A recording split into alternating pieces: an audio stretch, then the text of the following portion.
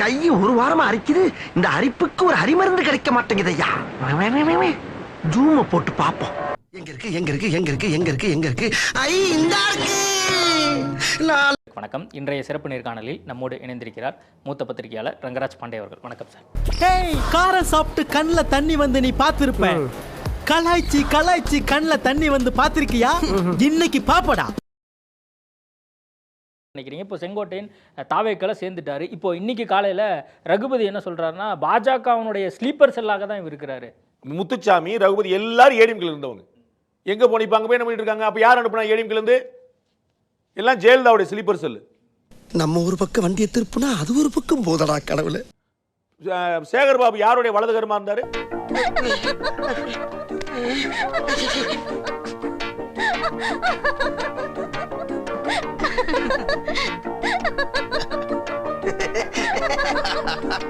வட சென்னை யார் ஆண்டுகிட்டு இருந்தா? அவர் எப்படி இங்க போனாரு? அப்ப இபிஎஸ் அங்க ஆள் போட்டு வச்சிருக்கிறார். பங்கு மாட்டிக்கிட்ட பங்கு. ஐயா, இது நான் கிடையாதுயா, யாரோ மாப்பிங் பண்ணிருக்காங்க. அதானே மனோஜ் பாண்டியன் எப்படி உடனே கட்சி சேரார்? யார் மூலமா போனாரு? அப்ப மனோஜ் பாண்டியனுக்கும் சேகர் பாபு ஏற்கனவே தொடர்ந்து இருக்கு. அப்ப சேகர் பாபு யாருக்காக வேலை பார்த்தாரு? ஏடிஎம் கேட்க. அப்படிதானே? அப்படிதானுங்க. ஆனா நீ பயங்கரமான ஆளியா. எவ்வளவு தூரத்துல இருந்தாலும் கரெக்டா சுமல் பண்ணி வந்துரு. எப்படி சேகர் பாபுல இருந்து, செல்வ கணபதியில இருந்து, ஏவா வேலுல இருந்து, ராஜா கண்ணப்பன்ல இருந்து, அனிதா ராதாகிருஷ்ணன்ல இருந்து, கே சார்ல இருந்து, செந்தில் பாலாஜில இருந்து, ரகுபதியில இருந்து, முத்துச்சாமில இருந்து, என்னங்க பூரா ஏடிஎம் கேலா இருக்கு. ஏடிஎம் கூட பி டீமா டிஎம்கே?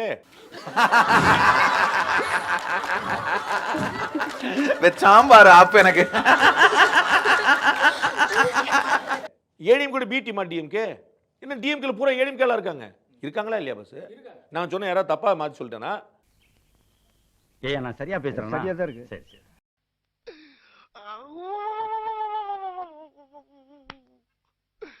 இன்னைக்கு என்னெல்லாம் பண்ண போறாரோ. பிஜேபி அனுப்பி இருக்குமோ? டிஎம்கே பிஜேபி கூட்டணி இருந்துச்சுல?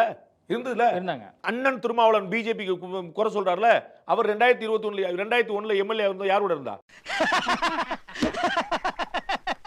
அரசியல்ல இதெல்லாம் சாதாரணமா. அவர் எச் ராஜா எம்எல்ஏ வந்தாங்களா இல்லையா? எப்படி இருந்தாங்க? யாரோட கூட்டணி இருந்தாங்க? உனக்கெல்லாம் வெக்கமே இல்லையாடா? சோறு தானே திங்கிற. பிஜேபி இருக்கிற கூட்டணியில் விசிக என்ன சார் வேலை? பாபர் மசூதி இடிக்கப்பட்ட பிறகு, குஜராத் கலவரம் நடந்த போது விடுதலை சிறுத்தைகள் எம்எல்ஏவா இருந்துச்சு. திருமாவளவன் எம்எல்ஏ யார் கூட? என்ன நீங்க பி டீம் யார்? எனக்கு வந்து திருமாவளவன் அவர்கள் தான் பி டீம் போல தெரியுது. பாபர் மசூதி இடிக்கப்பட்ட பிறகு பிஜேபி கூட்டணி சேர்ந்திருக்காரு. குஜராத் கலவரத்தின் போது கூட்டணி இருந்திருக்கிறார். வெக்கமா இல்ல.